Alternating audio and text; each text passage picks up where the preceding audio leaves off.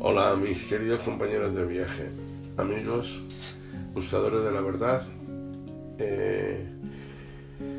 Bueno, vamos a grabar o voy a leeros la tercera parte de la evolución de la historia, que es el capítulo 25 y es el colofón de la ley de Dios, realizado por Pietro Ubaldi, y aquí nos da su vivencia y realmente plasmado un poquito para que nos hagamos idea a cómo adaptar esta ley de Dios a nuestro día a día.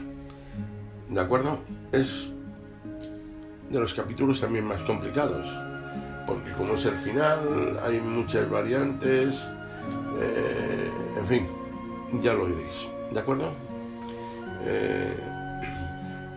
En el último, o mejor dicho, en la segunda parte, nos quedamos con aquello de amaos los unos a los otros y no condenaos los unos a los otros en mi nombre, decía el Cristo.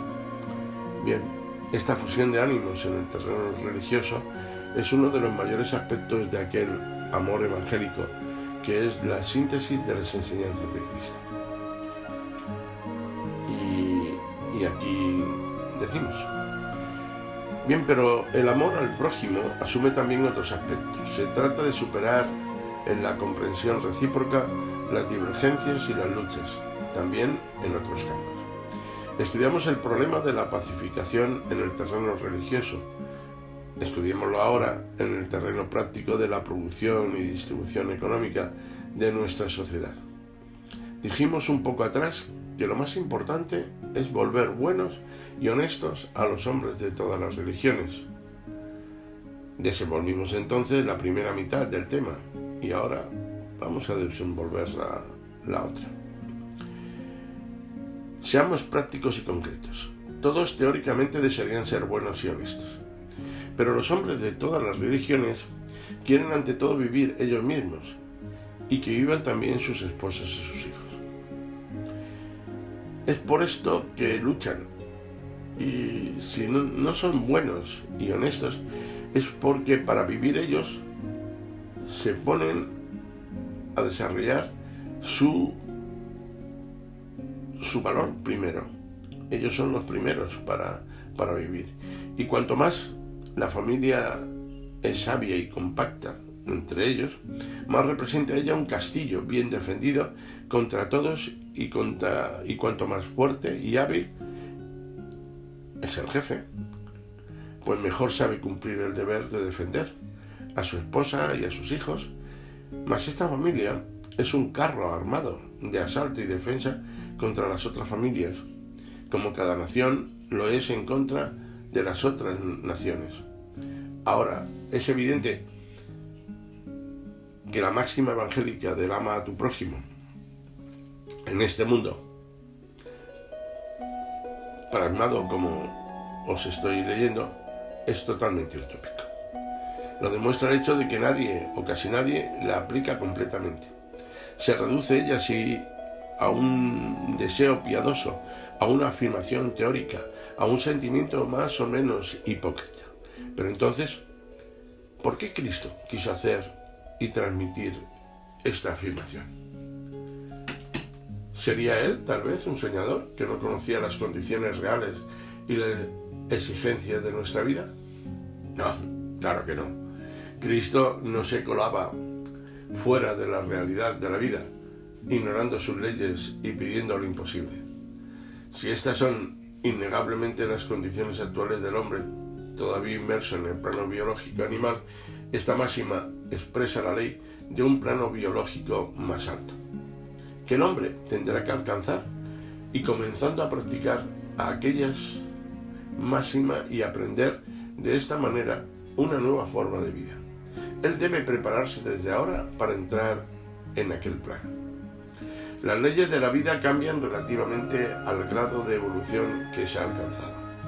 La ley feroz de la lucha por la selección del más fuerte es ley en nuestro plano animal, en que los seres no se conocen los unos a los otros. Se encuentran en un estado caótico en que el individuo está solo con su fuerza contra todos. Es lógico que la naturaleza a este nivel premia al más fuerte, En este mundo aún no ha nacido el hombre civilizado del futuro, el hombre orgánico de las futuras grandes unidades colectivas. Él colabora con el prójimo y sus actividades. En vez de chocar, se coordina. En vez de tender a destruirse mutuamente en la lucha, se suma para el bien de todos, con gran ventaja para el bien de cada uno.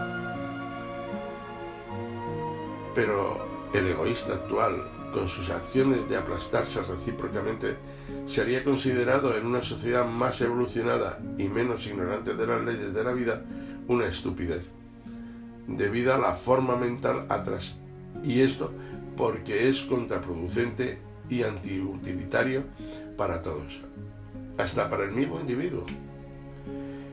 Pero estamos aún lejos de una verdadera civilización inteligente.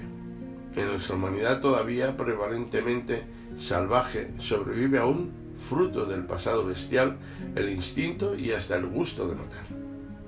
Los diarios, el cine, los romances populares están llenos de historias de delitos que el público lee con placer, en vez de mirarlos con horror. Esto revela una forma mental difusa que, no pudiendo satisfacerse con los hechos por el miedo al código penal, se satisface con la imaginación. Esta presencia de gustos feroces se explica como una sobrevivencia del pasado en que, en la realidad de la lucha por la vida, el exterminio de quien estaba fuera del mismo grupo representaba una señal de victoria, portadora de bienestar. Es por eso que, para los más involucionados, la idea de destrucción del prójimo está ligada a la idea de la alegría de vivir. Estamos en el polo opuesto del Evangelio, que quiere invertir completamente las posiciones. Si se comprendiese cuán gran revolución biológica el Evangelio quiere obrar, no nos maravillaríamos al verificar que en 2000 años muy poco se ha hecho como realización suya en la vida del hombre. Por lo tanto, es bastante difícil la tarea y bastante arduo el trabajo que el Evangelio ha de llevar a cabo para transformar este tipo biológico y transportar esta animalidad feroz y egoísta a la margen opuesta del ama a tu prójimo. Hace 2000 años que se pregona, o sea que se trata de fijar con la repetición en el cerebro humano este nuevo orden de ideas, pero la realidad es que justamente se procura modificar es diferente. El pasado resiste o resurge a cada paso.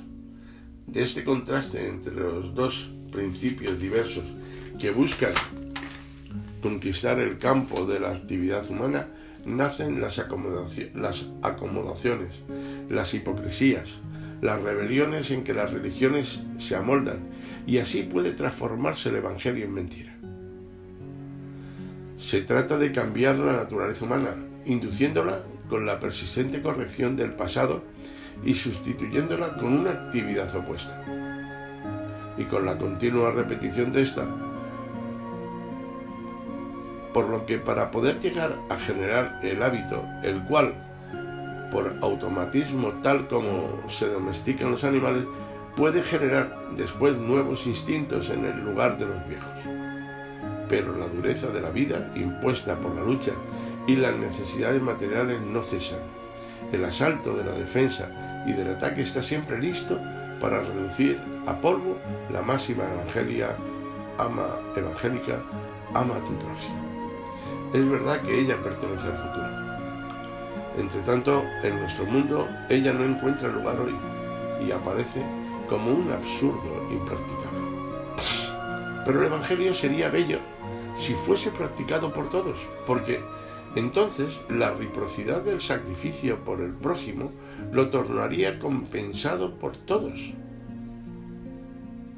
Pero donde no existe esta reciprocidad y esta compensación, el Cordero, que es el único en amar a una manada de lobos, termina siendo simplemente despedazado y eliminado. No hay duda de que aquel que solo fuese el primero en vivir en un mundo de estos, el Evangelio 100%, no puede dejar de ser un mártir. Por eso, El hombre comienza a vivirlo en porcentajes mínimos, pero asimismo ellos ya penetran y se injertan en su naturaleza inferior y la modifican un poco.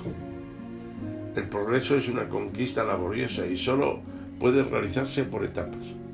El Evangelio es una inversión tan grande de la bestialidad humana que si fuese aplicada a ella íntegramente, de una sola vez la destruiría y con esto evolucionar aquel tipo biológico, enseñarlo a vivir en un plano más alto, de modo que el Evangelio, él no solo continúe viviendo, sino que encuentre en él una forma mejor de vida, más ventajosa para él. La vida quiere durar de cualquier manera y se rebela contra quien la quiera sofocar. Jamás se debe sofocar la vida. Ahora es menester comprender que el Evangelio no está contra la vida. Él está solo contra la bestialidad que domina la vida, cuyo desenvolvimiento él no atropella, sino que da coraje para llevarla a un plano evolutivo más alto. Se trata de ser más inteligente para comprender la enorme ventaja por todos de vivir según el Evangelio. Observé cierta vez unos pajaritos prisioneros en una jaula. Evidentemente todos sufrían, pero en vez de buscar juntos un camino para huir, que hubiese sido fácil si ellos lo hubiesen comprendido, ellos vivían picándose los unos a los otros. Así, para vencer una pequeña partida, uno contra el otro, perdían la partida mayor, todos juntos. Es así como el hombre actúa, tal como aquellos pájaros. Él solo sabe hacer lo que dicen los instintos, y así, por falta de inteligencia, creyendo vencer en la partida para ganar la menor, pierde la mayor.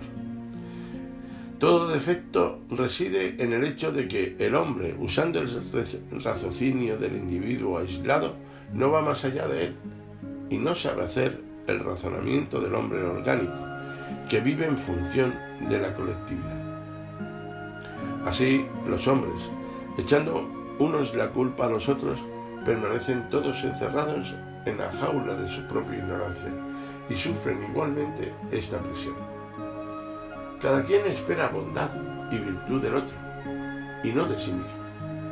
Comienza siempre por sus derechos y no por sus deberes. Sí, amemos los unos a los otros, dicen, pero si yo fuese bueno, los demás se aprovecharían de esto. Si soy cordero entre lobos, ellos me despedazarán.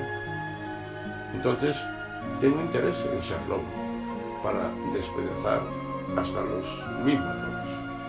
Así tratan de actuar todos, y el nudo de la ferocidad, de la lucha, del continuo peligro, se aprieta cada vez más alrededor del pescuezo de todos. Y por eso la humanidad permanece inmersa en un pantano de tribulaciones. Bastaría querer salir de ahí, porque el monte está bastante cerca y todos pueden subirlo, pero es preciso hacer el esfuerzo para ganarlo, y esto nadie lo quiere hacer, porque vivir el Evangelio es arduo sacrificio para el actual tipo biológico, que pertenece a otros planos de evolución, y el hombre no quiere hacer el esfuerzo de evolucionar. Pero si esta es la razón por la cual vive, él deberá realizarlo. El Evangelio es ley del futuro, y es el fin de que la humanidad tenga que alcanzarlo algún día. Y como se ve el problema del ama a tu prójimo, si fuese recibido, como muchas veces se hace, solo como un acto de sentimentalismo y se mantendría fuera de la realidad, él forma parte de la evolución. El progreso es un fenómeno complejo. Para realizarse requiere la maduración de muchos elementos diferentes, psicológicos, económicos, científicos, sociales. Aquella máxima evangélica envuelve con ella otros problemas hasta los prácticos. Manteniéndose cada quien apegado a su egoísmo, obligan a los demás a mantenerse también apegados a él. Se forma así una culpabilidad y responsabilidad colectiva que arrastran a todos en el mismo abismo de tribulaciones. Nadie quiere encargarse del deber de dejarse devorar, cuando la vida también es un deber que debe ser defendido. El trabajo para llegar a vivir el Evangelio es arduo y complejo, pero es verdad también que al lado de los demás instintos, el hombre también tiene el instinto del progreso para mejorar sus condiciones. Más allá de ello o de eso, están ahí sus actuales sufrimientos. Y no hay nada como el sufrimiento para despertar la inteligencia. De esta forma podrá comenzar el hombre a comprender cómo digerir su insaciabilidad o insaciable deseo de subir, o sea, subir inteligentemente en la dirección indicada por el Evangelio. También existe la solución en curso, que cada vez más se va realizando, de muchos otros problemas paralelos, como el de la justa distribución de la riqueza y el de la elevación del nivel de vida por medio del progreso científico. Todo concurre también la solución de muchos problemas hasta ahora insolubles del conocimiento para mejorar las condiciones de vida, disminuyendo su ferocidad y aspereza, abriendo las mentes y los corazones para una mejor comprensión recíproca. Así se realiza la gran transformación por etapas, como fue abolida la esclavitud. Así, mediante providencias sociales, estatales, será abolida la miseria. De este modo, como cada individuo por el nacimiento tiene derecho a la libertad, así también tendrá derecho a aquel mínimo que le es indispensable para vivir, aunque mezclado con el deber del trabajo. Serán inauguradas nuevas formas de vida social y en el seno de los nuevos sistemas podrá madurar mejor el individuo. La vida opera sus transformaciones biológicas por etapas. El interés colectivo disciplinará cada vez más el desordenado interés individual. El poderío y las ventajas de la organización social vencerán la anarquía del individuo rebelde. Esto por etapas hasta que sea eliminado el egoísmo absoluto, para el cual la justa medida del dar y del recibir es todo para mí y nada para los demás. A lo largo de este camino de su vida, el hombre podrá ir verificando los beneficios de las disciplinas, porque el orden al cual él debe esforzarse por obedecer vuelve a él después por parte de los demás como reciprocidad para su ventaja. De esta forma, él verá cuán mejor podrá vivir también como individuo en un régimen de orden que es un régimen de caos.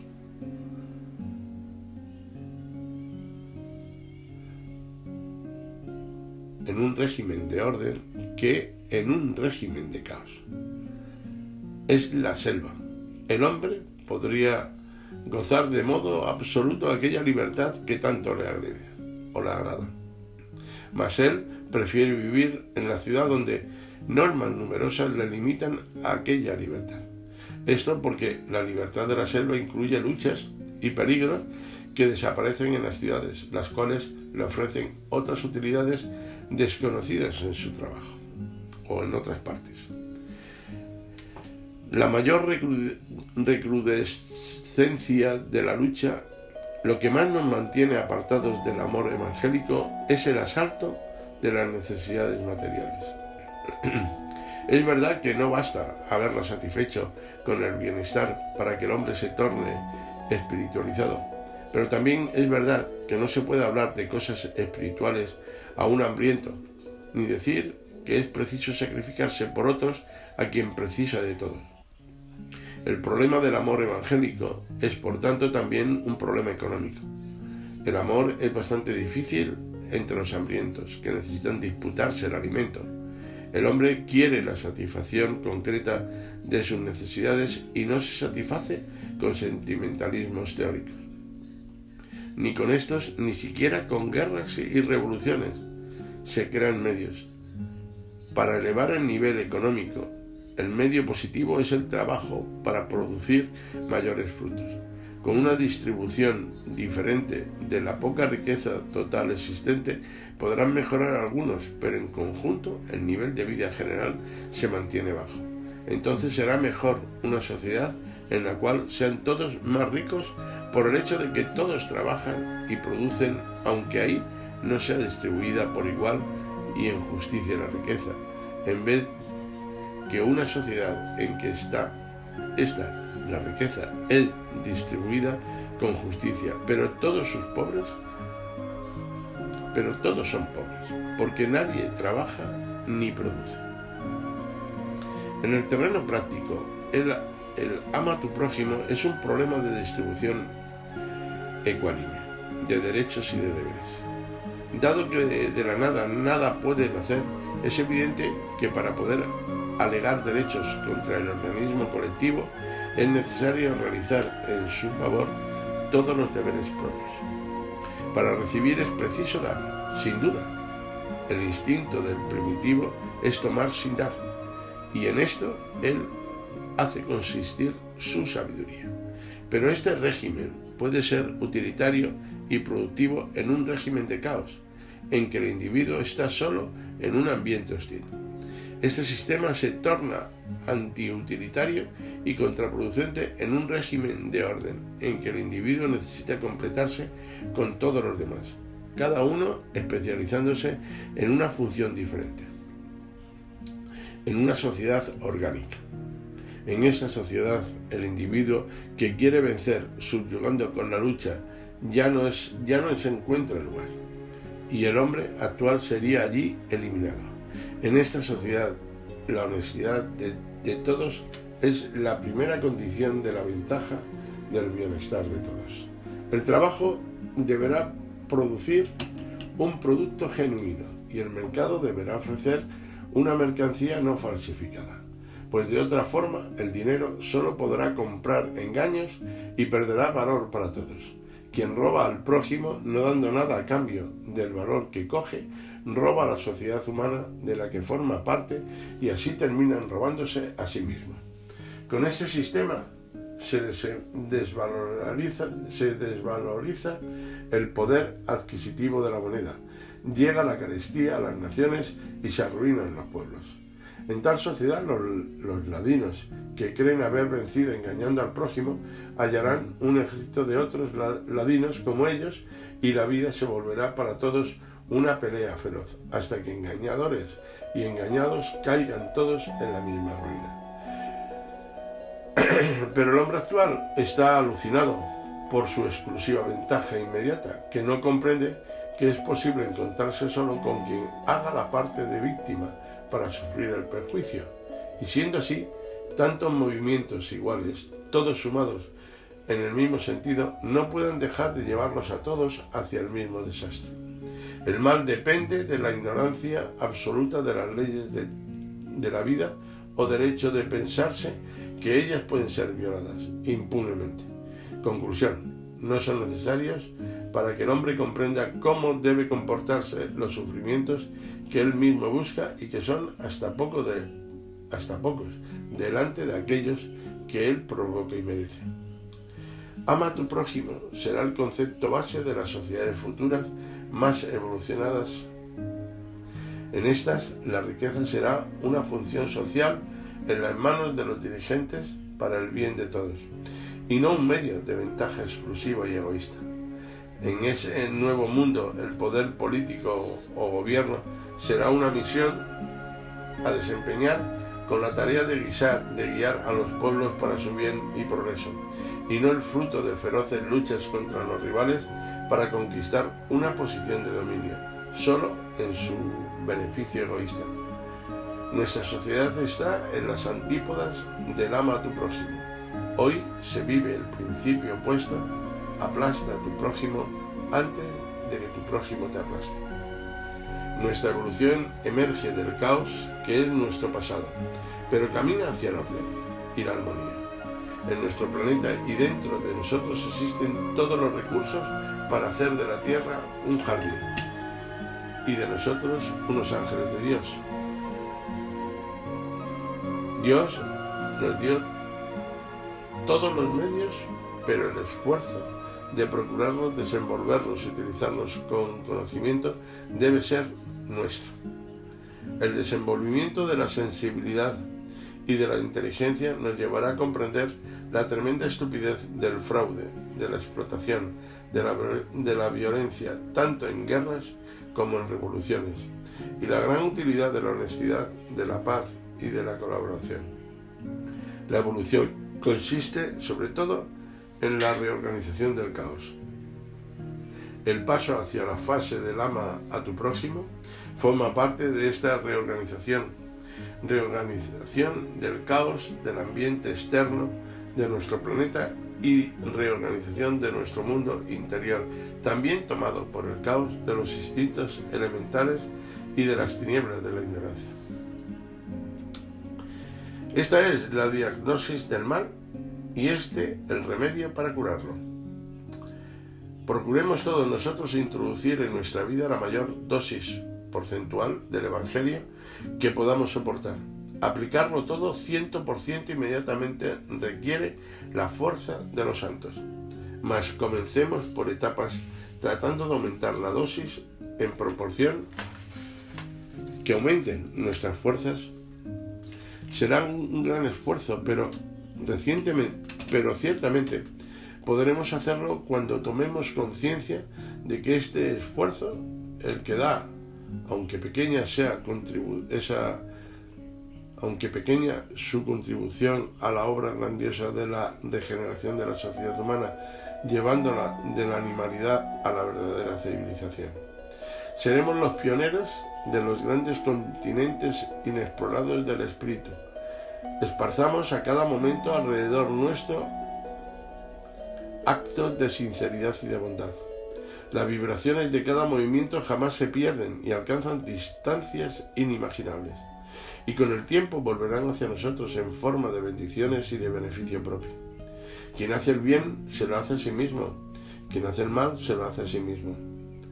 Comencemos teniendo la buena voluntad para hacerlo. No tratemos de justificar nuestra pereza diciendo que esta subida es muy difícil, ni escapar a nuestras responsabilidades echándole la culpa a los demás. Empecemos cultivando nuestras virtudes y no exigiéndolas al prójimo.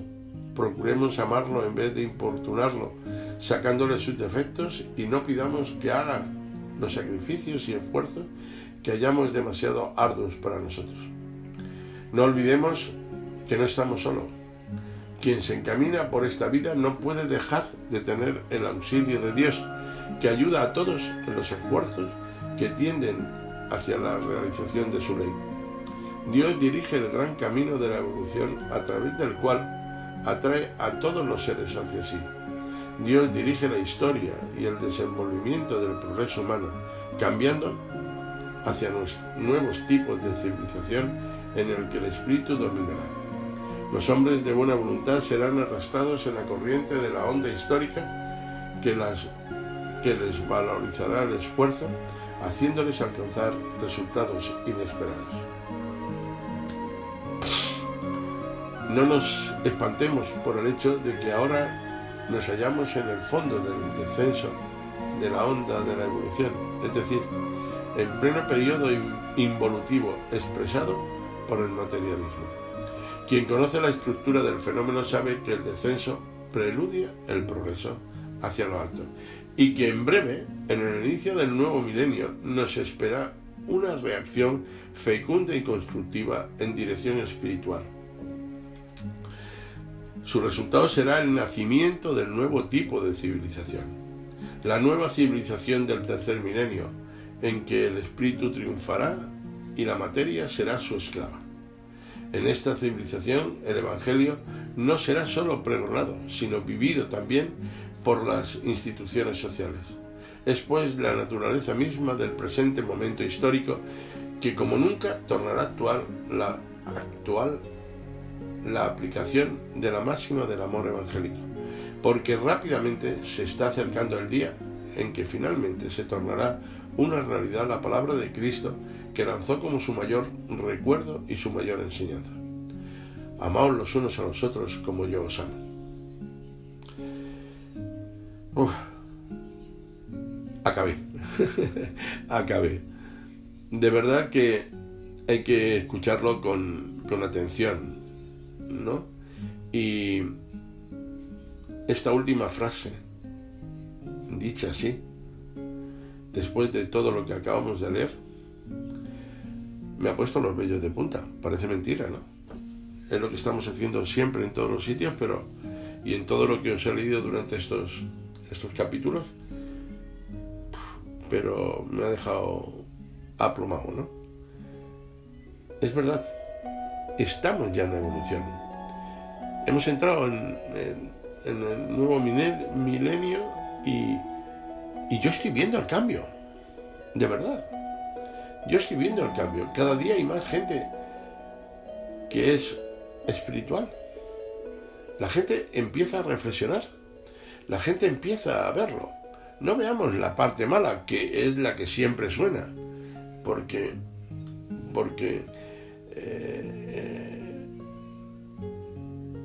cuando se caen las nueces suenan mucho, ¿no? Pero eso no quiere decir que haya muchas nueces, ¿no? Hay otras muchas hojas y otros muchos frutos que caen y no se ven y están más maduros, ¿no? Pues por lo tanto yo pienso lo mismo. Cada día hay más gente que piensa. Cada día hay más gente que quiere reflexionar. Y bueno, ahí estamos. Yo con este canal lo único que quiero es que lo escuchéis, que viváis, que reflexionéis, que reflexionéis vosotros mismos. Lo que yo digo, no, o lo que yo os voy a comentar seguidamente después ya de esta ley de Dios, pues quizás a lo mejor no os guste, pero está ahí. Vosotros tenéis que analizarlo. No creáis en lo que yo diga, sino simplemente en lo que experimentéis en vosotros mismos. Experimentéis en vosotros mismos. Y esto es muy importante. Esto es tremendamente importante. Yo os dejo con esto y os dejo con todo mi cariño el haber compartido durante estas semanas esta ley de Dios de Pietro Baldi, que para mí es genial, y que los que lo hayáis escuchado, pues que lo analicéis y que sea para bien vuestro y para vuestra evolución en el conocimiento. Un abrazo tremendamente. Hasta luego.